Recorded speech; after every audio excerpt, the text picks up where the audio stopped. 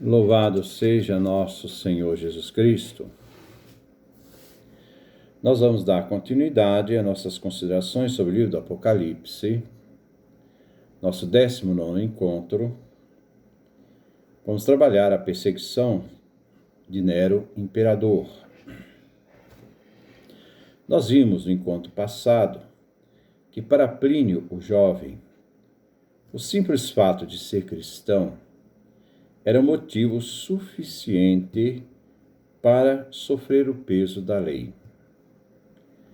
A acusação era que os cristãos desprezavam o culto do império e recusavam reconhecer a divindade do imperador. Para Plínio,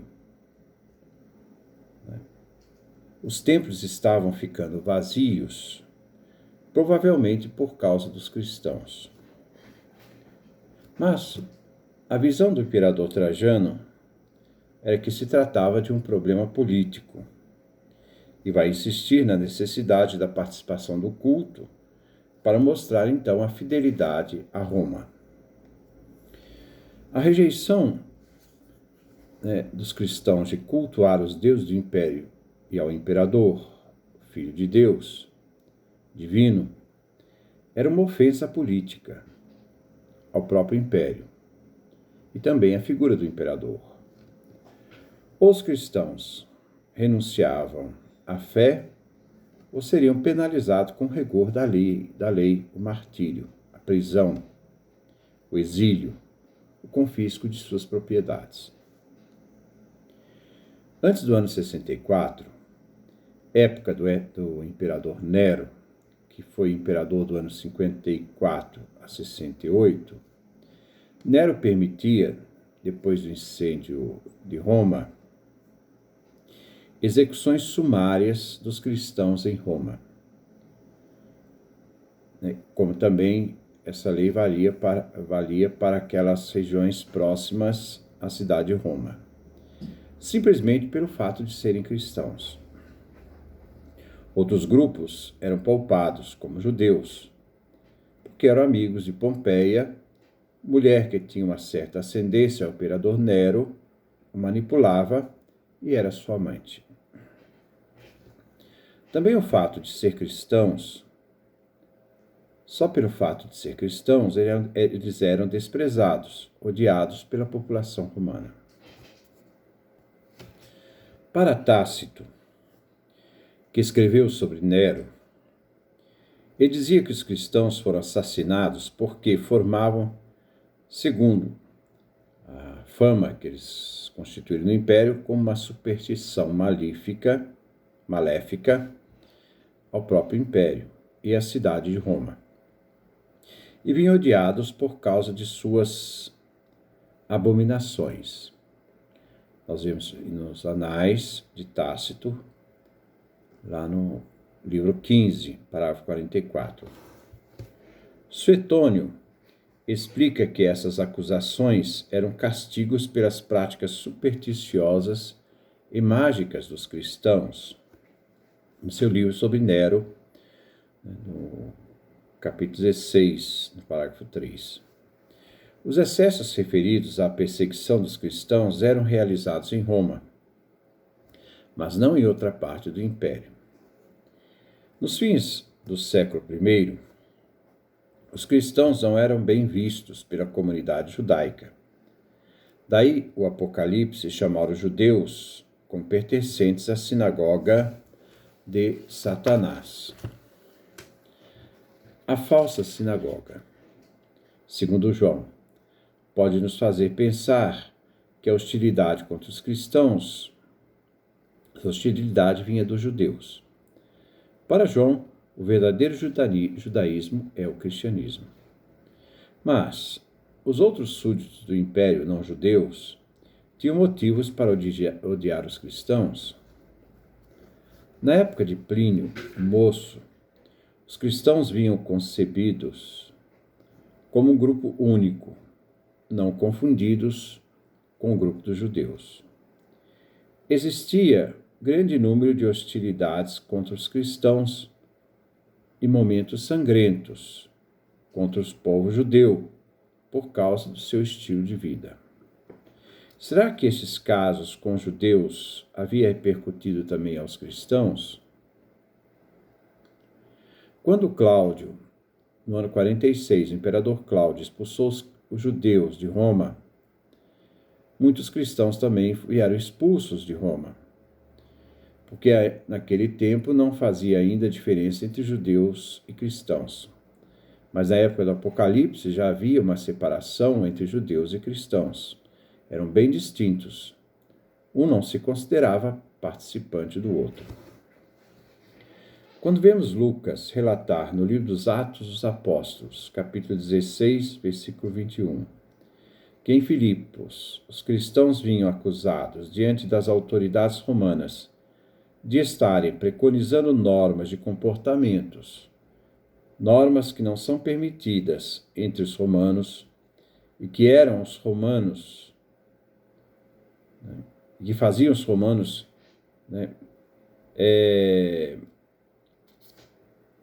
cada vez mais rejeitar os cristãos, porque aos romanos era proibido seguir as normas cristãs, então gerava uma certa animosidade em relação ao povo e ao cristianismo. Nenhuma notícia sobre a perseguição de judeus ou cristãos na Ásia Menor nós temos, até que João escrevesse o livro do Apocalipse. Podemos pensar com razão, se João faz esta referência à hostilidade, é que se ele faz essa referência no livro do Apocalipse, é porque já haviam casos anteriores para justificar aquilo que João falava. Provavelmente, houve hostilidades, marginalizações, maus tratos, como vemos na carta de Plínio o Moço. Os cristãos, ao se declararem um grupo separado dos judeus, e por terem pagãos nas suas fileiras, os cristãos não estavam mais protegidos pelas leis que beneficiavam os judeus, porque a lei do império dava liberdade ao culto aos judeus. Mas como o cristianismo se separou do judaísmo, ele já não estava mais submetido às leis que protegiam os judeus. Ele estava submetido à lei do império. E essa lei do império obrigava ao reconhecimento dos deuses do império e ao culto ao imperador. Na vida dos cristãos, eles não tinham problemas referentes à alimentação ou à partilha da mesa, sobre vestes e banhos e outros costumes.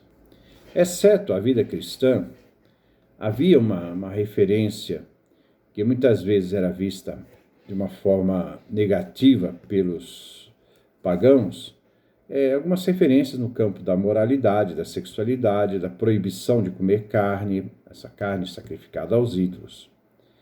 Podemos ver o testemunho da carta a Diogneto, que é o seu capítulo 5.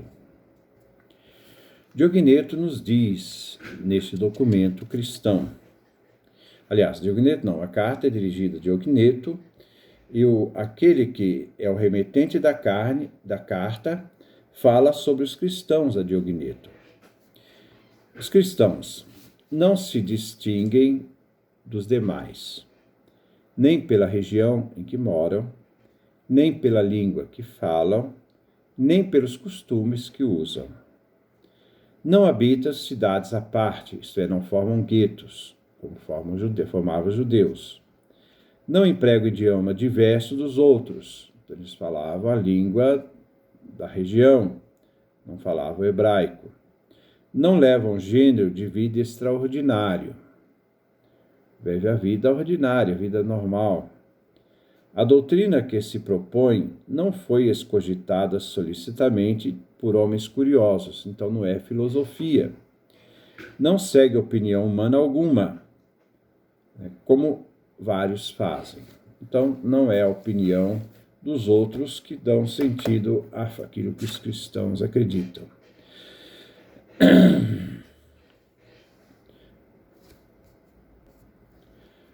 Moram alguns em cidades gregas, outros em cidades bárbaras, isto é, fora do Império Romano, conforme a sorte de cada um, isto é, conforme eles nasceram ali.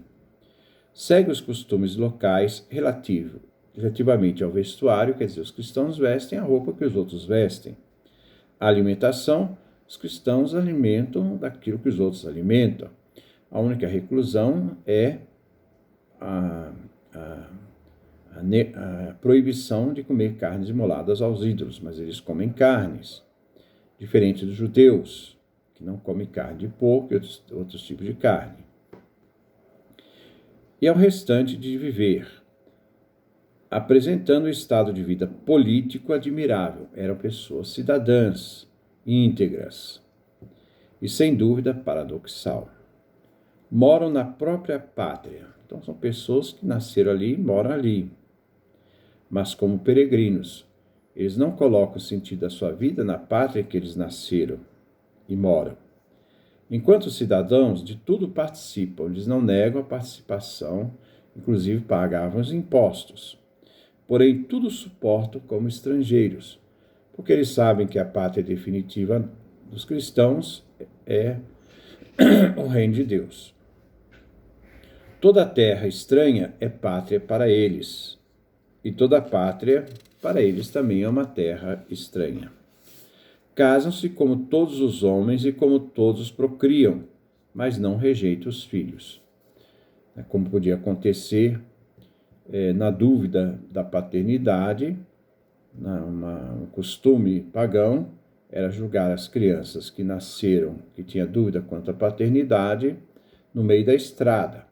Se alguém tivesse piedade, pegava a criança, senão ela morria na estrada mesmo. É um costume que jamais os cristãos faziam. A mesa é comum, eles participam da mesa que é oferecido, mas não o leito, é uma questão moral. Eles estão na carne, a realidade humana, mas não vivem segundo a carne, mas vivem segundo o Espírito. Se a vida deles decorre na terra, se eles vivem aqui na terra, a cidadania, contudo, está nos céus. Eles já vivem essa participação da realidade celeste na sua própria vida, no seu dia a dia, dentro da realidade do mundo. Eles obedecem às leis estabelecidas. Todavia, superam-nos pela vida. O único problema da lei que os cristãos não aceitavam era aqueles que se referiam ao culto aos deuses, porque para os cristãos os deuses nada são, não existem. O único Deus é o Deus de Israel, o Pai de Jesus Cristo, como também eles também rejeitavam esse culto ao imperador e reconhecimento dele como Salvador, como Deus, reconhecimento dele como uma divindade. Todavia superam-nos pela vida. Amam a todos e por todos são perseguidos. Então aqui vem a contradição. Os cristãos têm um estilo de modo exemplar, mas as pessoas, os pagãos, as pessoas que estão em torno dos cristãos, perseguem os cristãos. Desconhecidos, porque as pessoas não conhecem o que os cristãos acreditam, são condenados. São mortos e com isso se vivificam. Quer dizer, a morte deles significa ressurreição, não significa derrota. Pobres, então mostra que os cristãos não eram ricos, enriquecem a muitos, porque partilham. Tudo lhes falta e têm abundância de tudo, justamente porque os cristãos aprenderam a ter tudo em comum, a partilhar. Tratados sem honras pelo fato de serem cristãos, e nestas desonras são glorificados, porque eles se alegram por sofrer por Jesus Cristo, pela causa de Cristo. São amaldiçoados pelos pagãos e pelos judeus, mas são justificados pela fé. Amaldiçoados e bendizem, eles não pagam mal com mal. Injuriados, tributam honras. Então, quer dizer, o cristão não dá ao outro a resposta do mal, mas trata aqueles que lhes fazem mal com o bem. Faz o bem e são castigados como malfeitores, não são reconhecidos pelo bem que fazem. Supliciados, isto é, condenados à morte, alegram-se como se obtivessem a vida, porque o martírio era uma razão de alegria, de fidelidade, de participação da eternidade. Hostilizam-nos os judeus têm os cristãos como razão de ódio, de hostilidade, quais estrangeiros. Perseguem-nos os gregos, e contudo, os que odeiam os cristãos não sabem dizer a causa desta inimizade. Assim era a perspectiva da vida cristã dentro do mundo pagão. A forma como eles viviam e a forma como a vida dos cristãos provocava essa reação destrutiva em relação aos cristãos. A diferença entre o cristianismo e os costumes da época, além da ética, seria o cristianismo em si mesmo, no que se refere ao culto oficial. Por ser público, o cristão sempre celebrou de forma pública, né, e de um caráter político, porque ele apresenta dentro da cidade, estava dentro da cidade, que alguns não toleravam, como nós vemos no Apocalipse, capítulo 2, do versículo 14 e o versículo 20. Os cristãos, por negar os deuses do império, eram considerados ateus e de serem antissociais. Eles não eram ateus, simplesmente eles diziam que os deuses do império não eram nada. Por isso não precisava fazer culto àqueles que não eram nada. A atitude de chamar à conversão e entrar para a igreja, isso se chama proselitismo, gerava desconfiança e reações hostis da parte dos pagãos, como nós vimos no Apocalipse capítulo 6, versículo 9, e Apocalipse capítulo 20, versículo 4. Os cristãos rejeitavam o serviço militar e outras profissões cívicas. Então, para ser cristão, não podia praticar determinadas profissões. Na tradição apostólica de Paulo de Roma, vemos uma lista de trabalhos e artes proibidos. É a parte 3, é o número, né? A parte 3 da tradição apostólica de Hipólito de Roma. Vejamos então os trabalhos proibidos e artes proibidas. Se perguntará então a respeito dos trabalhos e ocupações dos quais se apresentam para serem instruídos ao batismo. Então, eles pedem para poder serem admitidos ao batismo, se tornarem cristãos, mas existem certas atividades que eles têm que renunciar. Quais são? Aqueles que mantêm casa de prostituição, desista, ou seja, recusado. O escultor ou pintor será ensinado a não fazer ídolos.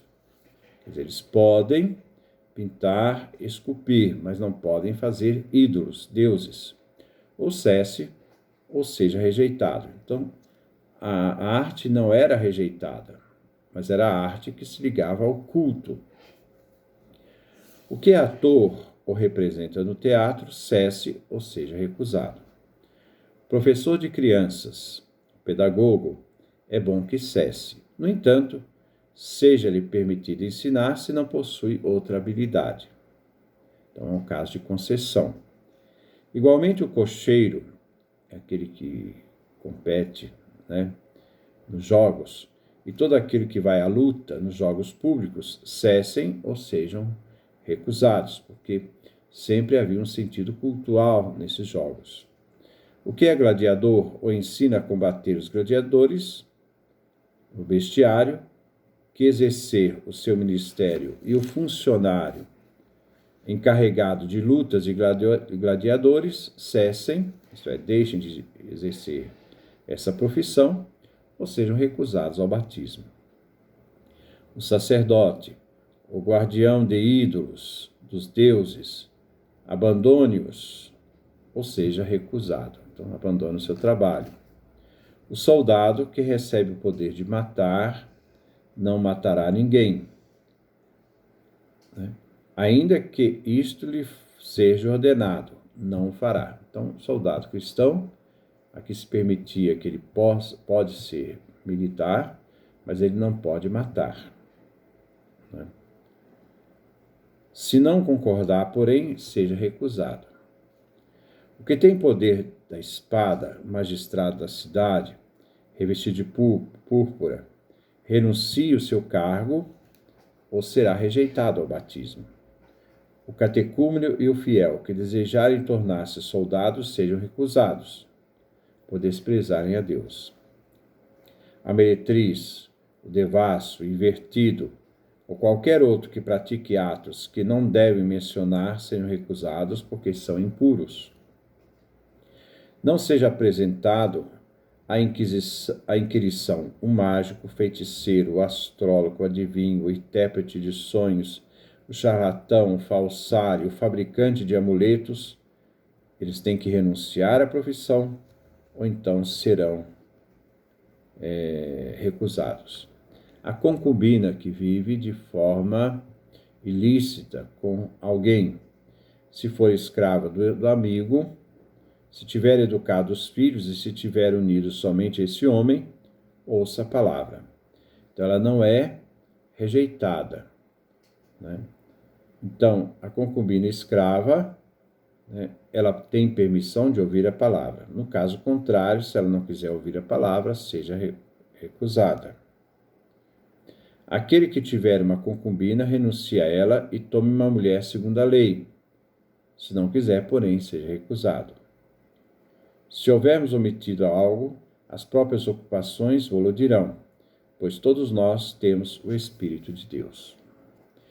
Então aqui nós vemos todas essas profissões que para entrar na igreja as pessoas tinham que deixar ou eram toleradas em parte. Havia uma repulsa mútua nas relações sociais entre os cristãos e o resto do povo do império. A repulsa dos pagãos fez o cristianismo se formar mais na sua identidade, fez o cristianismo mais se firmar na sua identidade e a fidelidade a Jesus Cristo. A forma de vida do cristão, então, provocava desconfiança, e que os cristãos eram acusados de desleais, que eram traidores do império, aliados dos persas, inimigos do povo romano. Ser cristão desestabilizava as verdades do império, devido à rejeição de ver o imperador como Deus, como Senhor e Salvador. A dificuldade de ser cristão era porque eles andavam em sentido contrário à cultura dominante do Império Romano. O cristianismo era visto como um movimento anticultural e, portanto, objeto de desprezos, hostilidades e perseguição. Então, nós vamos ver essa diferença o seguinte: fora do Império Romano, o cristianismo era tolerado e permitido que pudesse realizar o seu trabalho. Fora do Império Romano, o cristianismo não era perseguido. Dentro do Império Romano, o cristianismo era perseguido. Então, o cristianismo foi perseguido durante o Império Romano. Mas, quando, na época de Constantino, o cristianismo foi colocado como religião lícita, uma das religiões do Império, não a única, mas uma das religiões do Império, o cristianismo foi colocado como lícito do lado também da religião pagã.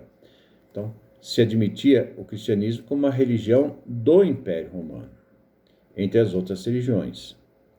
A partir desse momento em que o cristianismo se torna uma das religiões do Império, o cristianismo que fora do Império Romano, por exemplo, o Império Persa, que nunca foi perseguido, começa a ser perseguido porque o Império Persa começa a ver nos cristãos inimigos, aliados dos romanos. E aí começa a perseguição da Igreja Oriental Persa, né? E aí nós vemos que o crescimento da perseguição do cristianismo se torna cada vez mais acentuado na época do Império Persa, a partir do século IV.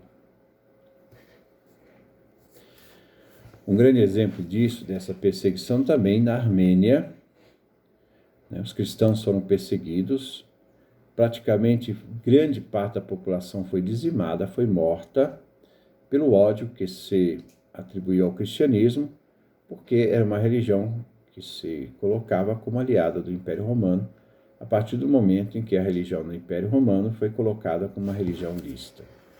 Então, nós vemos essas realidades da questão do cristianismo, né? E entender esse contexto do livro do Apocalipse. Que Deus nos dê a sua graça, a sua bênção, a sua face resplandeça sobre nós.